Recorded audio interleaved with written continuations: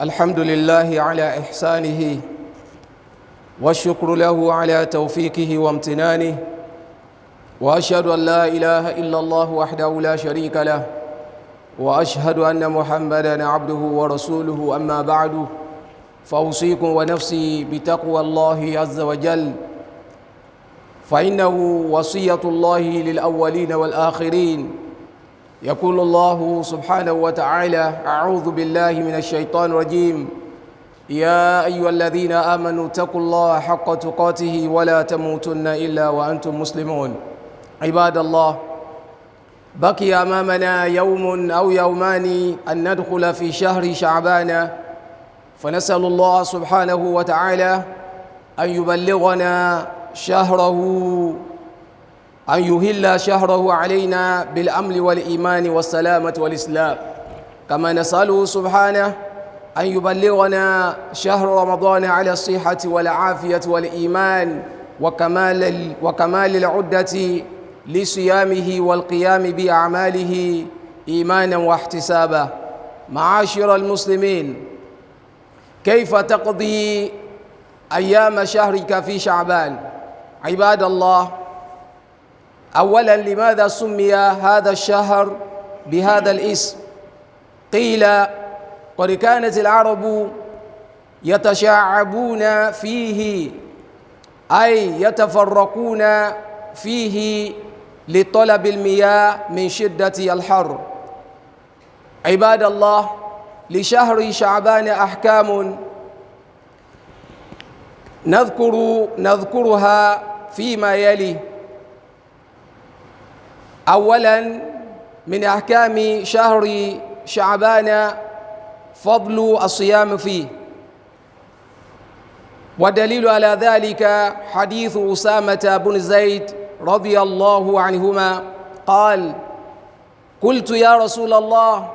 لم أرك تصوم شهرا من الشهور ما تصوم من شعبان. قال: ذلك شهر يغفل الناس عنه بين رجب ورمضان، وهو شهر ترفع فيه الأعمال إلى رب العالمين، فأحب أن يرفع عملي وأنا صائم. ولشهر شعبان أحكام أخرى سنذكرها في الخطبة الثانية بإذن الله تعالى.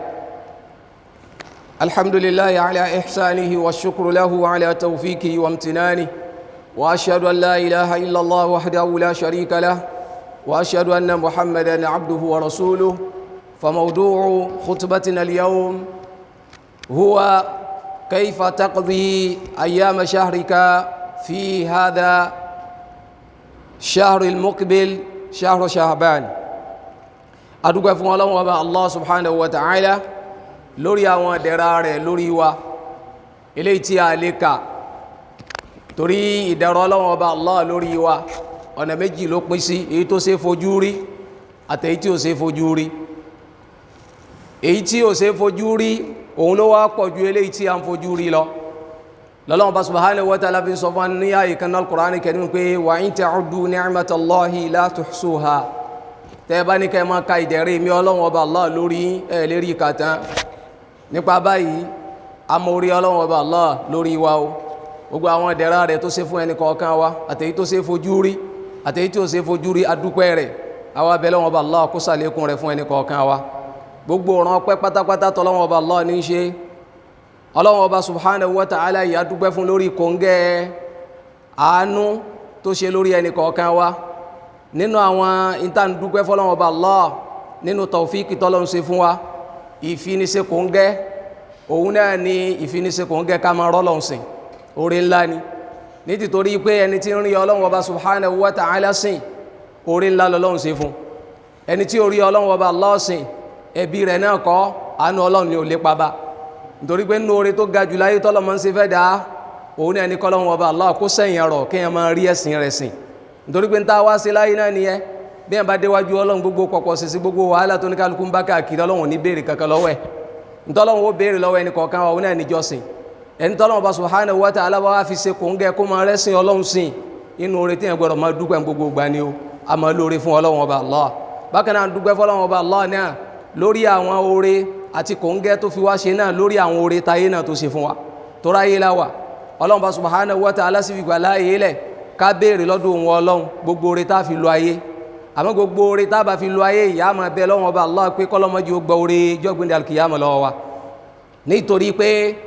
ayé tá a wà yìí á padà fi ilẹ̀ ńjọ́ kan lọ́lọ́run bá subhanahu wa ta'ala fi ń sàlàyé fún wa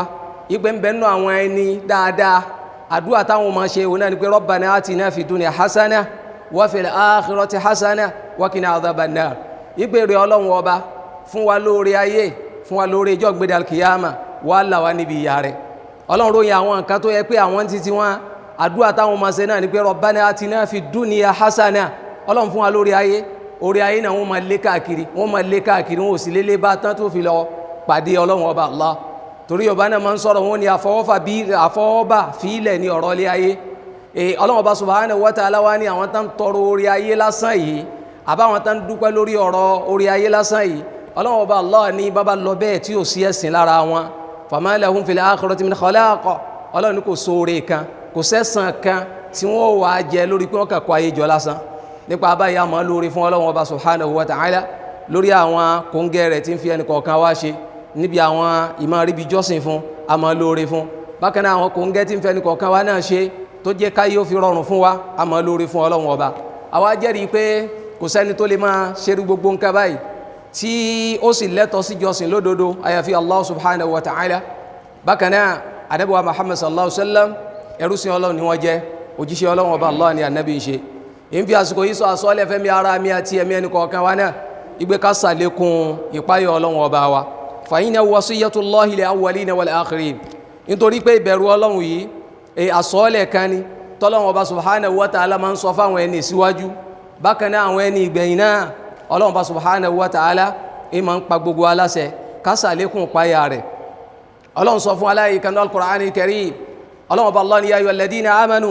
ọlọ́run mo pẹ̀yìn olùgbàgbọ́ òdodo ittaqullah ẹ̀páyọ̀ ọlọ́run ọba Allah haqqa tuqatih ní pípáyọ̀ ọlọ́run tó dódó ní o ní kẹ́ ẹ̀páyọ̀ ọlọ́run ọba Allah kó má jẹ́ ìpáyọ̀ ọlọ́run lórí ahọ́n lásán torí gbogbo ìra náà ni ó pè rẹ̀ lérin èyí bá bá ní olùbẹ̀rù ọlọ́run dá oníkálukú náà lọ́wọ́ ìtọ́sí ń pè níbẹ̀rù ọlọ́run ọba ni èyí ó ṣiṣẹ́ débẹ̀ ni o ìbẹ̀rù ọlọ́run ọba Allah ní àwọn àtúmọ̀ táwọn afá fún òun náà ní kó máa tẹ̀lé àṣẹ ọlọ́run ọba Allah ẹni tí máa ń tẹ̀sẹ̀ lé àṣẹ ọlọ́run ọba Allah irú ẹni yóò wà nú àwọn tí wọ́n páyọ̀ ọlọ́run ọba Allah bákan náà èyí tó wá ga jù ń bẹ̀ òun náà ni pé ká máa sá fún gbogbo nǹkan tí ó bá mú wa rí bínú ọlọ́run oyé wọ́n ní eléyìí nínú àwọn àtúmọ̀ ìpáyọ̀ ọlọ́run ni ẹni tí bá ń ṣe eléyìí ló páyọ̀ ọlọ́run ọba Allah ìwọ tó bá ń tẹ̀lé àṣẹ ọlọ́run ọba Allah gbogbo máa ṣe ọlọ́run ló ń ṣe àmọ́ ń tọ́lọ́run ọba Allah ni ọmọ débẹ̀ ọ̀n débẹ̀ ìpáyọ̀ ọlọ́run rẹ̀ ò tí ì pé o ìpáyọ̀ ọlọ́run ọba ìyẹ́ méjì ni máa ń fi rìn gbogbo máa ṣe ọlọ́run ó máa ṣe bákan náà ìyẹ́ ẹlẹ́ẹ̀kejì òun náà ni pé gbogbo ń tọ́lọ́run ọba Allah ni ká kú òun bẹ́ẹ̀ ká má débẹ̀ ò ní ṣe ẹni tó bá kú nídìí ẹ̀ṣẹ̀ nísìnyí tó fi ẹ̀ṣẹ̀ lẹ̀ kò sẹ́ lọ́run ọba látara yìí pé kò rọ opportunity láti ṣe ni irú ẹni yìí kò sínú àwọn tó páyọ̀ ọlọ́run ọba ìwọ tó fẹ̀ṣẹ̀ lẹ̀ tó rọ opportunity rẹ̀ láti ṣe ẹni oríṣi náà tó rọ opportunity rẹ̀ láti ṣe tó ní inni akhafullah wọ́n ní wọ́n lọ páyọ̀ ọlọ́run ọba Allah ìwọ tó ọ̀rọ̀ tí ń lẹ̀ tó yẹ kọ́ ọmú tó mú tó wá pàtì nítorí ìtọ́lọ́run ọba tó pàtì nítorí pé àwọn ọmọ ti sàsọ́ọ̀lẹ̀ fún mi pé tí ń bá mutí mo lè gbá rẹ̀ àbí tí ń bá mutí mo lè ṣubú àbí tí ń bá mutí nǹkan báyìí lè ṣẹlẹ̀ sí mi ọwọ́ àtòrí eléyìí ọ̀rọ̀ tí dókítà sọ fún ọ nítorí ìlera ara rẹ lọ fi pọ̀ títì wọ́n nírú rẹ̀ yìí ó sí nínú àwọn tó páyọ̀ ọlọ́run ọba Allah ẹni tó páyọ̀ ọlọ́run òun náà lẹni tí ń tẹ̀ láṣẹ ọlọ́run ọba subhanahu wa ta'ala gbogbo ntọ́lọ́ ní a máa ṣe ń ṣe bákan náà ó jìnà sí ntọ́lọ́run ọba subhanahu wa ta'ala tó ní kí a jìnà sí nípa abáyé jama ìpáyọ̀ ọlọ́run ọba yìí òun náà ni àsọ́ọ̀lẹ̀ tọ́lọ́run ọba subhanahu wa ta'ala ti máa fi ń bá àwọn ẹni síwájú sọ̀rọ̀ àti àwọn ẹni ìgbẹ̀yìn kọ́lọ́run ọba subhanahu wa ta'ala kó sàlékún páyà rẹ̀ fún ẹni kọ̀ọ̀kan wa ibadallah tá a bá wo ọjọ́ òní tí a ń bára wa sọ̀rọ̀ yìí ó ń jẹ́ 28 nínú oṣù Rajab tí hijira Nabi wa Muhammad sallallahu alaihi wasallam tó di 1445 ó ṣe dédé oṣù ojú ayé tí ń jẹ́ ọjọ́ kẹsàn-án nínú oṣù kejì ní 2024 eléyìí tá a fi bára wa sọ̀rọ̀ ó náà ni pé oníta wa ń bẹ̀ yìí tá a bá kà á tá a ka ọ̀la kún tọ́lọ́n bá kádàrá pé wọ́n rósù lọ́la yóò máa jẹ́ pé ìjọ Sunday òun ni yóò máa jẹ́ àkọ́kọ́ oṣù kíni oṣù Ṣàbán tí Ọlọ́run ò bá wá kádàrá ipé wọ́n róṣù so àáka irú ọ̀la yóò máa jẹ́ 29 bákan náà ìjọ Sunday yóò máa jẹ́ 30 yóò wá jẹ́ pé ìjọ Monday ni yóò máa jẹ́ àkọ́kọ́ oṣù Ṣàbán gbogbo àwọn bá sá ti róṣù wíwá oṣù bẹ̀rẹ̀ láti irú àyájọ́ irú ọjọ́ ọ̀la ká má dára wa láàmú ká má retí ìkéde látọ̀dọ̀ sultan tán bá ti róṣù ó announce Ọlọ́run bá subhanahu wa ta'ala sì ti ṣàánú wa nísìnyí announcement ti rọrùn ju ti tẹ́lẹ̀ lọ bí wọ́n bá ti róṣù nílùú kan nísìnyí kódà kan rí ní London kódà kan rí l'Amẹ́ríkà àmẹ́lẹ́yìn wa àlè fi oṣù tí wọ́n gbà àwẹ̀ èyí tán bá rí Sókótó nísìnyí àbí wọ́n rí lọ́kàn nínú àwọn Nàìjíríà àbáwọn ìlú tó súnmọ́ wa tó yẹ pé wẹ́dà kan náà lájọ́ ń lò tí sultan bá ti gbọ́ sí tó sì announce ipe ìjọba yìí ni ó máa jẹ́ àkọ́kọ́ oṣù Ṣàbán ká mọ̀ pé oṣù Ṣàbán ti bẹ̀rẹ̀ nìyẹn èyí tí ó máa wá jẹ́ àjìrò ọ̀rọ̀ wa ní ọ̀sẹ̀ títò níbi idhnillahi ta'ala òun náà ni pé bóòlè mi àti ẹ kayfa taqdi ayyama shahrika fi Ṣàbán bóò láti lo oṣù Ṣàbán ló délẹ̀ yìí o oṣù Ṣàbán ló fẹ́ wọlé yìí o bóò láti lo oṣù ẹ ibadallah alákọ̀ọ́kọ́ nù dákọ̀ọ́kọ́ sọ fún ara wa òun náà ni pé oṣù Ṣàbán yìí wọ́n ń pè ní Ṣàbán látara ipé kíni àwọn Lárúbáwá láwọn àsìkò yẹn wọ́n máa ń fọ́n ká ní wọ́n ègbé nù ìlú wọ́n ègbé lé ilé wọn máa ń dá wọ́n fọ́n ká káàkiri ni yatasha'abuna yatafarraquna an manzilihim wọ́n fi ilé wọn lẹ̀ kí ni wọ́n wá káàkiri talaban lil miyah wọ́n ni wọ́n máa ń wó omi káàkiri wọ́n ní dì nìyẹn nítorí pé àsìkò yẹn ó jẹ́ àsìkò tó lágbára gan ìgbóná ó lágbára so wọ́n máa wá wá omi káàkiri omi wo ni wọ́n mu ẹ wá wà nù Ọlọ́run ọba Allah lórí wa nísìnyí jama ṣé ìbéèrè táwa béèrè lọ́wọ́ ara wa ni pé nígbà tó yẹ pé lásìkò yẹn tá fi sọ lóṣù Ṣàbán òun náà nípa àwọn Lárúbáwá máa ń wá omi káàkiri lórílẹ̀ lónìí Lárúbáwá kankan ò wó omi káàkiri máa wò sáwà torí ẹ̀ ká change orúkọ rẹ̀ ni àlà lè change orúkọ rẹ̀ nígbà ó jẹ́ pé kò sí ní tó bàjẹ́ nínú kíni nínú orúkọ yẹn ẹ jẹ́ àwòrán àpèjúwe tó súnmọ́ wa láwọn ìlú wa àwọn ìlú kọ̀ọ̀kan wà tó yẹ pé wọ́n nídìí kan tán fi sọ lóko ìlú Ọ̀ṣẹ̀rẹ̀ tá a wà yóò nídìí kan tán fi ń pè ní kíni Ọ̀ṣẹ̀rẹ̀ ìtàn fi ń pè lọ́ṣẹ̀rẹ̀ yẹn ká má wàá rí níbẹ̀ mọ́ ká wá ní ẹjá change orúkọ rẹ̀ a ní kò sí ní tó burú mẹ́ngbà tí ó bá ti sí aburú nínú orúkọ yẹn bẹ́ẹ̀ náà ni ìlú kọ̀ọ̀kan náà mo rántí gbà tá a kéré jù báyìí lọ àdúgbò kan tá a gbé nílùú Ìbàdàn wọ́n ń pè ní Ìsàlẹ̀ Òsì ni wọ́n ń pè àdúgbò dáwé èyí ń gbà tẹ́ gbogbo àwọn ará àdúgbò wa gba òsì náà gba ẹja change rẹ̀ níta sì gbà lérò pẹ̀lú ẹ̀ òun náà ni pé òsì ọba ń gbà yẹn ọba máa ń lọ́tún ọba máa ń ní kíní yín máa ń lọ́sì àwọn tó máa ń jòkó tọba náà ń pè ní ọwọ́ ọ̀tún ọba àti òsì ọba níta gbà lérò nìyẹn so àdúgbò tí bàbá yẹn wá ń gbé náà fi sọ ní kíní orúkọ so wọ́n á rí pé bẹ́ẹ̀ tí wọ́n ń pe orúkọ yìí wọ́n fẹ́ mú amú pé ṣèṣe pé orúkọ fẹ́ rò wá òsì yóò fẹ́ mọ́ ṣẹlẹ̀ wọ́n wá change rẹ̀ wọ́n sọ di ìsàlẹ̀ kíní ìsàlẹ̀ ọ̀rọ̀ so nípa báyìí jàmáà so ìdí kan náà ní máa mú yẹn jẹ́ orúkọ àbí ní máa mú àyè jẹ́ orúkọ ìdí tó fi ń pe Ṣàbán ní kíni Ṣàbán òun náà ní pé àwọn Lárúbáwá máa ń fọ́ káàkiri ńgbà yẹn wọ́n ní wọ́n máa ń wó mi káàkiri inú ọ̀rọ̀ míì tó sọ wọ́n ní ìdí tó máa fi ń fọ́ káàkiri ni pé ṣe é mọ̀ pé oṣù Rọ́jàbù nínú àwọn oṣù tí wọ́n jà ni tẹ́lọ̀ wọn ọba Allah ṣe léèwọ̀ fún wọn wọ́n bọ̀wọ̀ oṣù yẹn gan kódà kan rẹ́ni tó ti ń wá káàkiri tó pa bàbá wọn kó wá jẹ́ pé inú oṣù Rọ́jàbù ni wọ́n rí ara wọn ò balẹ̀ àbí wọ́n bẹ̀rẹ̀ nínú oṣù Muharram àbí Dhul Qa'da àbí Dhul Hijja òye wọn níjà so wọ́n ní ìfarabalẹ̀ tó ti wà lára wọn yẹn òye tó bá wá di oṣù Ṣàbán wọ́n wà fọ́n bọ́ọ̀ta pé tọ́yá ẹja bẹ̀rẹ̀ ogun padà so àwọn míì ní wọ́n nínú dí nìyẹn tó fi ń pè ní kíni tó fi ń pè ní kíni Ṣàbán wọ́n ń fọ́n káàkiri orílẹ̀ wọn ègbélé bó sì jẹ́ pé Ramadan náà ìdí tó fi ń pè Ramadan a lè torí pé bóyá kò sí di yẹn mọ́ káwọn káńsù orúkọ yẹn ìpàápàá jùlọ àwọn Lárúbáwá ti sọ ló fi jẹ́ pé ó yani lẹ́nu nígbàtí ọ̀kan náà àwọn àfónísọkúsọ lórí social media tó ń ṣàlàyé pé òun challenge gbogbo àwọn àfáà tó jẹ́ àwọn àfáà súnnà pé Ramadan tá ń sọ pé Ọlọ́run Ọba subhanahu wa ta'ala sọ oṣù kíní kalẹ̀ ó sọ al-Qur'ani kalẹ̀ wọ́n ní oṣù yẹn kọ́ lọ́lọ́run sọ oṣù Ramadan kọ́ lọ́lọ́run sọ Qur'ani kalẹ̀ ó ní torí pé anabi sallallahu alayhi wa sallam anabi wọ gbòòrò olú Madina nígbà tó di ọdún méjì lọ́lọ́run Ọba Allah sọ Ramadan di ọ̀ranyàn ó wá níbò láti wá sọ pé Qur'an ó sọ kalẹ̀ nínú oṣù Ramadan tó sì yẹ pé Ọlọ́run Ọba Allah tí fún ànábì sallallahu alayhi wa sallam ní àwẹ̀ Ramadan àwọn afá wa ní tọ́ inú àwọn àṣírí tẹ́yàn máa fi ń mọ ìpé lágbájá báyìí ò láàfá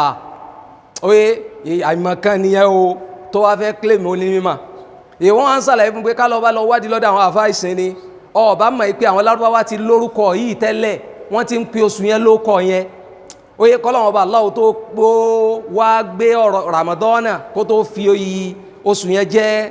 oṣù ìgbà àwẹ̀ tiwa ìrọ́pá rí ọ̀rọ̀ mi gbọ́ yìí lárúbáwá ti ní oṣù yẹn tẹ́lẹ̀ tó ń pè ní Ramadan oye ìtàn pé Ramadan náà ni pé àwọn àsìkò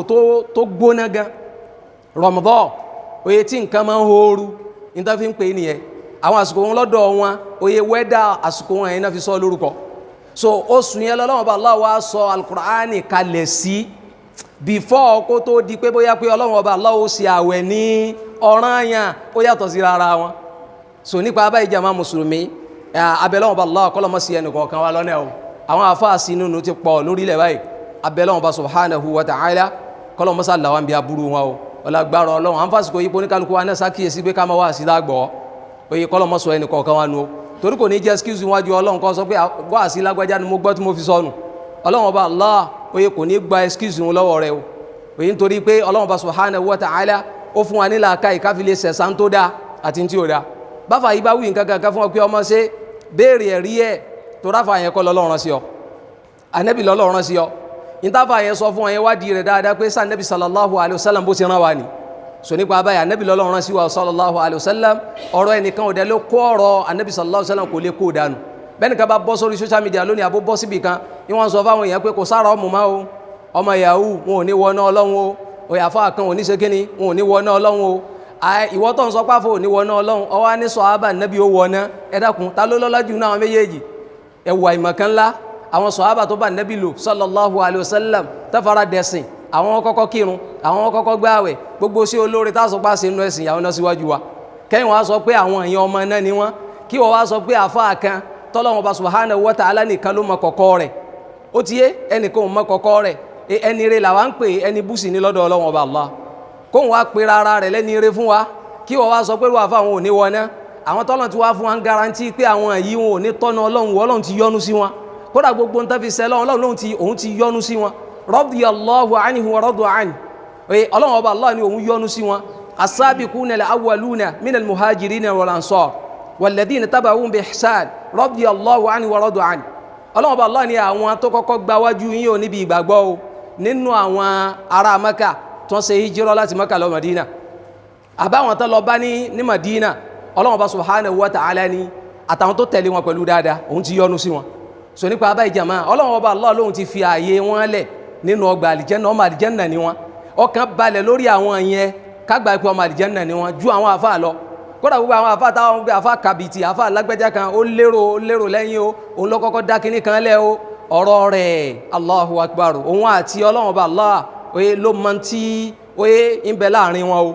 so nípa abáyé jama mùsùlùmí but àwọn sàhábà nẹ́bí àní dáùtù lórí títí wọn kọ́lọ́ mọ́sà bá wa yọ́nú sí gbogbo wọn ọlágbára Ọlọ́run kọ́lọ́ wá fi wá lépa bá dáadáa wọn ibi àti lọ́mọ ìhun náà ni pé oṣù ṣàbáàní ìdí tán fi ń pè ní ṣàbáàní yẹn ipa àwọn lárúbáwá wọn máa ń fọ́ káàkiri ṣé wá rí oṣù ṣàbáàní yìí ó láwọn ìjọsìn tá a máa ń ṣe ń bí ó sì láwọn ìdájọ́ bíi mẹ́ta ni àṣàrí kàbí idhnillahi ta'ala nítorí àsìkò wa tí ó ti fẹ́ lọ alákọ̀ọ́kọ́ mbẹ̀ òun náà ni pé oṣù yìí ó jẹ́ oṣù kan tó lọ́lá nínú àwọn oṣù táwọn fi ń gbààwẹ̀ bí wọn bá lóun lè gbààwẹ̀ fọ́lọ́run ọba Allah nínú àwọn oṣù tẹ́sìn Ọlọ́run ọba Allah fẹ́ kó gbààwẹ̀ oṣù ṣàbáàní yìí jẹ́ kan bẹ̀ so wọ́n nítorí pé ẹ̀rí rẹ̀ wá pé wọ́n pe arákùnrin kan ní Usama bin Zayd kọ́lọ̀mbá yọ́nú sí Usama àti bàbá rẹ̀ Usama yìí ó ń sọ fún Ànábì wa Muhammad sallallahu alaihi wasallam ó ní qultu ya Rasulallah mo ń sọ pé èrè ó ń ṣe Allah lam araka tasumu shahra mina shuhur ma tasumu min Sha'ban ó ní mi ò rí kó gbààwẹ̀ rí bó ti máa ń gbààwẹ̀ nínú Sha'ban Ànábì sallallahu alaihi wasallam wọ́n sàlàyé fún pé dhaka shahrun yakfalu an-nasu an ó ní oṣù yẹn o ọ̀pọ̀lọpọ̀ àwọn èèyàn mọ̀ pàtàkì ẹ̀ wọ́n fọ́nú fọ́ra ń bí oore tí mẹ́mbẹ̀ Ànábì sallallahu alaihi wasallam wọ́n sàlàyé pé bayna Rajabin wa Ramadan oṣù yẹn wà láàrin oṣù Rajab àti oṣù Ramadan wa huwa shahrun turfa'u fihi al-a'malu ila rabbil alamin oṣù yẹn o ó wà nínú àwọn oṣù tó yẹ pé wọ́n máa ń kóṣẹ́ lọ sí sánmà lọ sọ́dọ̀ Ọlọ́run ọba Allah àwọn iṣẹ́ wa tẹ́ rí tá ń ṣe yìí ẹ̀rí ẹ̀sìn yóò yé wa níbi àdíthù tí àfáà wa Abu Hurairah òun sàlàyé fún wa pé tunradul a'malu yawmal ithnaini wal khamis ìpè wọ́n máa ń gbé iṣẹ́ lọ sókè láàrin ọ̀sẹ̀ níjọ́ Monday àtijọ́ kíni àtijọ́ Thursday. Ànábì sallallahu alaihi wasallam wọ́n sọ pé wa ana uhibbu an turada amali wa ana sa'im. Ìmọ̀ wọn wù mí kó yẹ pé tó bá gbé iṣẹ́ mi lọ sókè sánmà kí n wà lẹ́ni tó gbààwẹ̀ ní mo fẹ́ fi gbààwẹ̀ níjọ́ Monday àtijọ́ ìjọ́ Thursday. Iṣẹ́ wa láàrin ọ̀sẹ̀ ìjọ́ Monday àtijọ́ Thursday náà máa ń gbé lọ sókè. Ànábì wa ló wù mí kó yẹ pé tó bá ń gbéṣẹ́ mi lọ sókè sánmà o kán bá àwẹ̀ níbẹ̀ nítorí pé àwẹ̀ jẹ́ iṣẹ́ olóore kan tó bá nínú iṣẹ́ ìjọsìn yẹn yóò jẹ́ kí iṣẹ́ yẹn ó ṣe kí ni kó tẹ̀sùn wọn wájú Ọlọ́run. Bákan náà wọ́n máa ń gbé iṣẹ́ wa lọ sókè sánmà lẹ́ẹ̀kan láàrin ọdún ìyẹn máa ń bọ́ sásìkò Sha'ban. Ànábì ló wù mí kí n máa gbà àwẹ̀ ń tó fi rí mi ìrẹ́ Usama tí màá fi ń gbà àwẹ̀ púpọ̀ náà ni pé mo fẹ́ kí wọ́n gbé iṣẹ́ mi lọ sókè sánmà kí n wà lẹ́ni tí ń gbà àwẹ̀. Eléyìí yóò yé wa pé ká gbìyànjú oye ká gba àwẹ̀ ká fi àsìkò tó pọ̀ jù ọjọ́ tó pọ̀ jù ká fi gba àwẹ̀ nínú oṣù kíní oṣù Sha'ban tá a fẹ́ mú yìí oye ó kù bí ọ̀túnla àbíjọ́ mẹ́rin ká tó dijọ́ mẹ́rin ní síbi idhnillahi ta'ala oye wọ́n rọ́ṣù lọ́la ni wọ́n rọ́ṣù lọ́la ni á ti wọnú ẹ̀ ti jọjọ́ mẹ́rin so nípa abáyé ya gbìyànjú rẹ ọmọ ìyá mi kọ́ gba àwẹ̀ dáadáa ń bẹ̀ ẹnu tó kàn wà ń bẹ̀ náà ni pé o ò ní gba àwẹ̀ yẹn tán oye pàápàá jùlọ tó bá yẹ pé ìwọ tó bá sábà tẹ́lẹ̀ tó yẹ gba àwẹ̀ níjọ́ Monday àtijọ́ kíní àtijọ́ Thursday àmọ́ ọ̀tọ́ ọba máa ń gbà àwẹ̀ dáadáa tẹ́lẹ̀ ọmọ ti láwẹ̀ tó máa ń gbà bóyá àwẹ̀ ẹjọ́ Monday àbí àwẹ̀ ẹjọ́ kíní ìjọ́ Thursday àbáwẹ̀ kan náà wọ́n máa fi ń súnmọ́ Ọlọ́run Allah subhanahu wa ta'ala tí èsì àwẹ̀ àdáadáa lẹ̀ wọ́n ní tí ó bá bọ́ sí ìgbà tí Ramadan bá kú bí ọ̀la àbọ̀túnla ó lè gbà á tó rà Nabi sallallahu alaihi wasallam ṣàlàyé fún wa ipe la tataqaddamu Ramadan bi sawmi yawmin aw yawmayn ẹ má gbà àwẹ̀ pàdé Ramadan pẹ̀lú àwẹ̀ ẹjọ́ kan àbáwẹ̀ ẹjọ́ méjì illa rajul àyàfẹ́ nìkan tó yẹ pé kana yasumu yawman falyasumu ìwọ tí máa ń gbà àwẹ̀ bọ̀ tẹ́lẹ̀ gbogbo gbà àwẹ̀ rẹ tó máa ń gbà yẹn bóyá kánínìsì lápèjúwe ìjọ Monday àbí ìjọ Tuesday ni ó máa jẹ́ ìjọ Ramadan àìmọ́jọ Ramadan náà kalẹ̀ o gbogbo àwọn àti ìfọkàn sí gbọ́n 11 oṣù kínní kan ni ìjọ Monday ni ó bọ́ sí ìjọ wọn bá ti rọ́ṣù náà láàmà gbà o eléyìí làgbọ́yé tó lálàáfíà nínú àgbọ́yé mùsùlùmí wọ́n tó bá yẹ pé ìwọ máa ń gbà àwẹ̀ ẹjọ́ Monday tẹ́lẹ̀ àwẹ̀ ọdún yẹn wá fẹ́ bọ́ sí ìjọ Tuesday sọdẹ̀mọ́gbọ́n ọmọ ń gbà àwẹ̀ níjọ Monday tẹ́lẹ̀ Ànábì ló lè gbà á àbí kó jẹ́ pé bóyá àwẹ̀ tá a fẹ́ gbà lọ́dún yẹn ó bọ́ síjọ Friday èèyàn dẹ̀ máa ń gbà àwẹ̀ níjọ Thursday tẹ́lẹ̀ sẹ́mi pé ó kù ọ̀la nìyẹn wọ́n lọ lè gbà ó Ànábì náà yà fáwọn yẹn eléyìí ní òjò yé wa pé ìgbàláyè ń bẹ fún wa òye tá a bá jẹ́ pé a bá sábà tẹ́lẹ̀ ká máa gbà àwẹ̀ tẹ́lẹ̀ a lè gbà àwẹ̀ pàdé Ramadan bọ̀tí wọ́n tó bá sábà tẹ́lẹ̀ wọ́n ní ọmọ gbà àwẹ̀ pàdé Ramadan Ibadallah bákan náà nínú táàtù sàlàyé fún ara wa insha Allahu ta'ala nínú àwọn ìjọsìn tá fẹ́ ká mójútó wọ́n ní sẹ́rí nínú Sha'ban ọ̀nà méjì ni ìjọsìn táwọn èèyàn ń ṣe àwọn ìjọsìn táwọn èèyàn ń ṣe nínú oṣù Sha'ban ọ̀nà méjì ló pín sí ọ̀nà alákọ̀ọ́kọ́ ni ìjọsìn tó lálàáfíà tó lẹ́rìí téèyàn gba aládá ń bẹ̀ ọ̀nà ẹlẹ́ẹ̀kejì ni ìjọsìn tí ò lẹ́rìí èyí tó lẹ́rìí lásàlàyé lónìí bi idhnillahi ta'ala àátún wá kútúbà mi bi idhnillahi ta'ala tá sàlàyé nípa oye àwọn eléyìí tí ò fi ẹsẹ̀ múlẹ̀ pẹ̀lú ògo Ọlọ́run ṣe rí àwọn eléyìí tó lálàáfíà nínú àwọn ìjọsìn òun náà ní ká gbàwẹ̀ púpọ̀ ńbẹ sọ́ọ́ ti gbọ́ ọmọ ìyá mi tó bá fẹ́ fàwẹ̀ súnmọ́ Ọlọ́run ọba Allah oye yá gbìyànjú oye àwa bẹ̀ Ọlọ́run ọba Allah láfíà tá fi mọ̀ gbàwẹ̀ náà kọ́lọ́run ọba Allah kó mọ́sá pèsè rẹ̀ fẹ́ni kọ̀ọ̀kan wa ẹlẹ́ẹ̀kejì náà àwọn iṣẹ́ ìjọsìn tó fẹ́ ká mójútó òun náà ni pé wọ́n fẹ́ ká gbàwẹ̀ púpọ̀ ńbẹ ká kọ́kọ́ yanjú yẹn ná ẹ̀rí tá a fi mọ̀ pé a máa ń gbàwẹ̀ púpọ̀ ńbẹ ẹjẹ́ asáré mu wa ìyàwó Aisha radiyallahu ta'ala anha ó ń sàlàyé báyìí fún wa pé ma ra'aytu Rasulullahi sallallahu alaihi wasallam istakmala siyama shahri qat illa Ramadan olóhùn ọ̀rá nẹ́bì rí sallallahu alaihi wasallam ọkọ̀ ọ̀hún sẹ́dẹ̀ mọ́ pé kò síbẹ̀ yẹn ṣe lóhun fara pamọ́ tó ó lè fara pamọ́ fáwọn ará ilé rẹ̀ ìyàwó yẹn náà kẹ́gun sí yẹn jù ọkọ rẹ̀ ló kẹ́gun sí ọ jù ìyàwó Aisha wọn ń sàlàyé báyìí pé òun ò rí ànẹ́bì sallallahu alaihi wasallam kó gba àwẹ̀ oṣù kan kó pé àyàfi Ramadan sáǹgbọ́rọ̀ yìí òun ò rá nẹ́bì kó gba àwẹ̀ láti bẹ̀rẹ̀ ọjọ́ àkọ́kọ́ di ọjọ́ gbẹ̀yìn ó yé àyàfi oṣù kíní oṣù Ramadan ó ní bákan náà fama ra'aytuhu olóhùn ò wá rà nẹ́bì sallallahu alayhi wa sallam fi shahrin akthara minhu siyaman fi Sha'ban òun ò tún wá rí nínú oṣù kan kó gba àwẹ̀ púpọ̀ ń bẹ̀ sẹ́gbọ́rọ̀ yẹn yé o oṣù tí máa ń gba àwẹ̀ púpọ̀ jù òun náà lóṣù Sha'ban oṣù tí máa ń gba oṣù rẹ̀ pé àwẹ̀ tí máa ń gba oṣù rẹ̀ pé làwẹ̀ Ramadan oṣù tí máa ń gba àwẹ̀ rẹ̀ púpọ̀ jù kìí gbà pé òun lóṣù kíní oṣù Sha'ban sáà ti rí bó ń balance báyìí abẹ́lẹ́ wọn subhanahu wa ta'ala kó sàlékún àgbọ́yẹ̀sì fún ẹnì kọ̀ọ̀kan wa so iṣẹ́ olóore tá gbìyànjú láti ṣe dáadáa òun náà ní ká gbààwẹ̀ púpọ̀ nínú oṣù Ṣàbáàn nìyẹn. Bákan náà àwọn àfẹ́sìn wa ṣàlàyé fún wa pé sẹ́rí ká gbààwẹ̀ nínú oṣù Ṣàbáàn nìyí wọ́n ní àwẹ̀ rẹ̀ lọ́lá ju gbogbo àwọn oṣù tó kù tó lọ́lá tá a máa ń gbààwẹ̀ lọ. Ànábì sọ àdìsù kan fún wa, Ànábì ní àwẹ̀ tó lóore jù tá a máa ń gbà tá a tó máa ń súnmọ́ Ọlọ́run ọba Allah lẹ́yìn oṣù Ramadan òun náà ní Shahrullahil Muharram, àwọn oṣù abèwọ̀ oṣù alápọ̀nlé yẹn ó ti yé. But àwọn àfáwà ṣàlàyé pé oṣù Ṣàbáàn àwẹ̀ tá a gbà ń bẹ̀ ó lọ́lá ju àwọn oṣù abèwọ̀ yìí lọ. Ẹlòmí lè wá ògà àṣebádùn Ànábì ṣàlàyé fún wa pé àwọn àwẹ̀ oṣù ojú ọ̀run tó jẹ́ oṣù mẹ́rin tọ́lọ̀ ń pọ́nlé yẹn àwẹ̀ rẹ̀ ló lọ́lá jù gẹ́gẹ́ bí àdìsí Ànábì. Ibn Rajab wá ń ṣàlàyé fún wa pé in tí wọ́n ń sọ ń bẹ̀ wọ́n náà ni pé àwẹ̀ tí ò lóko tún ò dá yan rí oye òun ni àwọn àwẹ̀ tá a máa ń gbà nínú àwọn oṣù Shahrul Hurum yìí ló lọ́lá jùlọ. But àwẹ̀ Ṣàbáàn òun lórúkọ ń tiẹ̀ pàápàá jùlọ nítorí ó lọ́lá òun náà ni pé ó lọ́pọ̀ mọ́ Ramadan náà ló fún lọ́lá. Ọ̀rọ̀ rẹ̀ dà gẹ́gẹ́ bí tá a bá fẹ́ kírun dúrì sẹ́mọ́ kó ní náfìlà tá a kọ́kọ́ yàn bí ó ṣe rí náà nìyẹn. Ká tó gba àwẹ̀ ó ní náfìlà àwẹ̀ tá a kọ́kọ́ gbà òun náà ni àwẹ̀ kíni àwẹ̀ Ṣàbáàn. Tá a bá tún gba àwẹ̀ tán ó ní àwẹ̀ náfìlà tá a tún gbà lẹ́yìn kí láwẹ̀ yẹn àwẹ̀ Ṣawwal. Sọ̀rọ̀ á dà gẹ́gẹ́ bí ìgbà tá a fẹ́ kírun dúrì tá a kọ́kọ́ yàn náfìlà oye ká tó di pé á kírun bàbá tún kírun ọ̀ràn yẹn tán á tún ṣe kíni á tún yan náfìlà lẹ́yìn rẹ̀. Eléyìí yóò jòyè pé àwẹ̀ Ṣàbáàn ó lóore ju àwọn àwẹ̀ tá a máa ń gbà nínú àwọn oṣù abèwọ̀ lọ. Wọ́n ní gẹ́gẹ́ bó sì jẹ́ pé náfìlà àrọ́tíbà àwọn ìrun tá a máa ń kí láwọn ìrun ọ̀ràn lẹ́yìn ọ̀ràn ìrun ọ̀ràn yẹn bí náfìlà tá a máa ń yàn oye before ká tó kírun zúrì àtẹlẹ́yìí tá a máa ń yàn láftà rẹ̀. Tánàbí sallallahu alaihi wasallam pé gbogbo ẹni tí bá ń yan náfìlà méjìlá léèdè Ọlọ́run fi kọ́lé fún ọgbà àlìjánà. Wọ́n wá béèrè pé bó láti máa yan náfìlà yẹn Ànábì ní mẹ́rin kẹ́ tó kírun zúrì ìrun àyílà ẹ kí méjì lẹ́yìn rẹ̀ ẹ kí méjì after Maghrib ó jẹ́ mẹ́jọ ẹ kí méjì after Isha ó jẹ́ mẹ́wàá ẹ kí méjì before kẹ́ tó kírun alfajari. Wọ́n láwọn ìrun yìí lọ́lá ju ìrun kìyàmù léyìí lọ. Kí ló jẹ́ lọ́lá ju ìrun kìyàmù léyìí lọ? Òun náà ni pé àwọn náfìlà yìí sopọ̀ mọ́ ìrun ọ̀ranyàn. Anything tó bá ti sopọ̀ mọ́ ìrun ọ̀ranyàn nǹkan àbí ó sopọ̀ mọ́ ìjọsìn ọ̀ranyàn yẹn ni ó fún lọ́lá. So nípa báyìí ẹlẹ́ẹ̀kejì nínú àwọn iṣẹ́ ìjọsìn tá a gbìyànjú láti mójútó òun náà ni ká máa ka Kùránì dáadáa.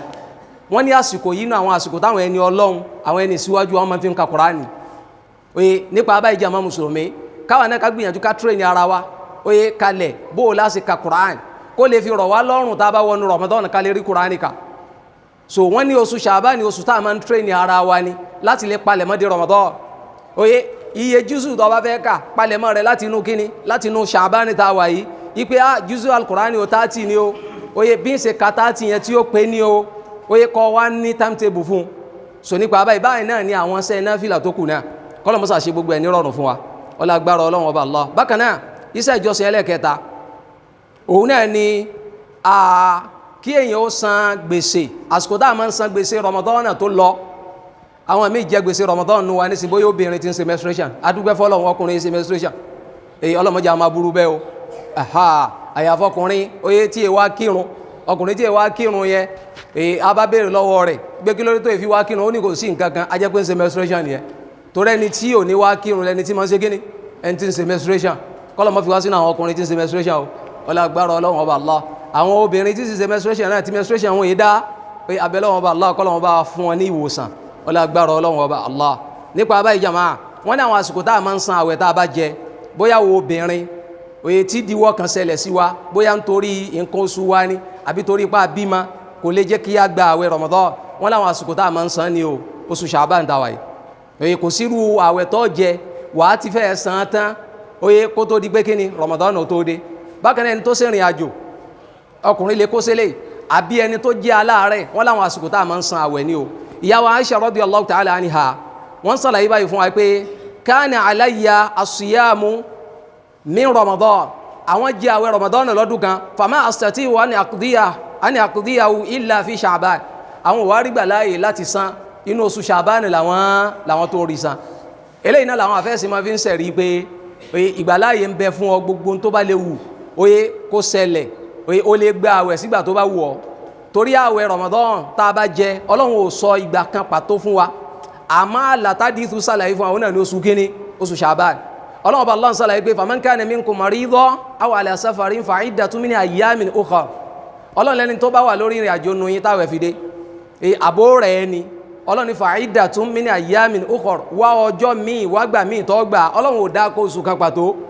but hadith ìyá wa Aisha ní ojú ọjọ́ pé àlà tí ń bẹ́ẹ̀ òun náà ní kíni òun náà ní Ṣàbánù àfáwọ̀ Abu Hurairah wá sàlàyé fún wa Abu Hurairah ń sàlàyé pé gbogbo ẹni láyé man farrata fi qada'i Ramadan ìwọ tó bá dìlé àti san Ramadan rẹ oye ó rẹ̀ ọ́ tẹ́lẹ̀ ni àláfíà ti wá dé ọ̀sán ọ̀sìn ìrìn àjò ni ó ti darí ìrìn àjò dé ọ̀sán bóyá ọ bímọ ni àbí nǹkan kankan ṣẹlẹ̀ sí ọ ni ó tún wá yẹ kó san orí gbà láàyè láti san ọ̀sán àṣọ ẹni tó jẹ àwẹ̀ Ramadan tó wá kú sórí ó wà lórí àárẹ̀ ó wá kú sórí àárẹ̀ yẹn o irú ẹni yẹn kò jẹ gbèsè àwẹ̀ o àmọ́ ẹni tó jẹ́ pé bóyá oye ó rẹ̀ tẹ́lẹ̀ ni àláfíà ti wá dára rẹ̀ kò wá san ó ti wá jáde láyé àwa fámìlì rẹ̀ lábàá san so wọ́n ní gbogbo ìwọ tó bá dìlé àwẹ̀ Ramadan rẹ̀ tó tètè san àfáwọ̀ Abu Hurairah ń sàlàyé pé hatta adrakahu Ramadan akhar Ramadan mi wá dé wọ́n ní tó ṣe ni pé yasumu hadha ma'an nas àwẹ̀ tuntun tó dé yẹn ó pa gbèsè rẹ̀ tì ẹjọ gbà pẹ̀lú gbogbo àwọn èèyàn oye bákan náà wa yasumu alladhi farrata fihi wa yutimu an kulli yawmin miskin tí Ramadan bá wà lọ tán eléyìí tó jẹ yẹn ó wá gbà tó bá wá ń gba àwẹ̀jọ́ kọ̀ọ̀kan ó máa fáwọn èèyàn ló ń jẹjẹ lórí kíní àwẹ̀jọ́ kọ̀ọ̀kan tó rọ̀ dìlé àti san àwẹ̀ rẹ̀ nípa abáyé jàmá mùsùlùmí àwọn àfa àwọn ń gbà wá níyànjú pé àsìkò Ṣàbánà tá a wà yìí ibaratun an tadribi nafs wa tamriniha ala siyam wa qira'ati al-Qur'an litudrika an-nafsu bi Ramadan nashita wọn láwọn àsìkò tá a wà yìí wọn fẹ́ ká tírẹ̀nì ara wa kó fi lè jẹ́ pé tá a bá fẹ́ gba Ramadan a lè gbà pẹ̀lú kíni pẹ̀lú ìdárayá ó ní sí nínú àwọn tó yẹ pé àkọ́kọ́ ọjọ́ Ramadan yẹn yóò ti mú mi ìdajì kọ́ọ̀pù tán yóò rí ìmọ̀ ń gbà àwẹ̀ wọ́n ní kò sí ní tó ṣẹlẹ̀ ní pé àwẹ̀ ò máa la tẹ́lẹ̀ kò tún wá tírẹ̀nì ara rẹ̀ fún kíní fún àti gba àwẹ̀ nínú oṣù Ṣàbán bákan náà kíka Kùránì ńkọ́ tí Ramadan fi lọ tẹ́ lómi lè má rí Kùránì kà èyí nítorí pé máa padà ká wọ́n ní tó bá fẹ́ kí Ramadan náà oye kíka Kùránì Ramadan rọ̀ ọlọ́run yá gbìyànjú láti palẹ̀mọ́ rẹ̀ kalẹ̀ nínú oṣù kíní oṣù Ṣàbán dáwà yìí bákan náà àwẹ̀ gbígbà náà tó bá fẹ́ gbà pẹ̀lú rọrùn oye wọ́n ní yá gbìyànjú kó tírẹ̀nì ara rẹ̀ kalẹ̀ láti inú oṣù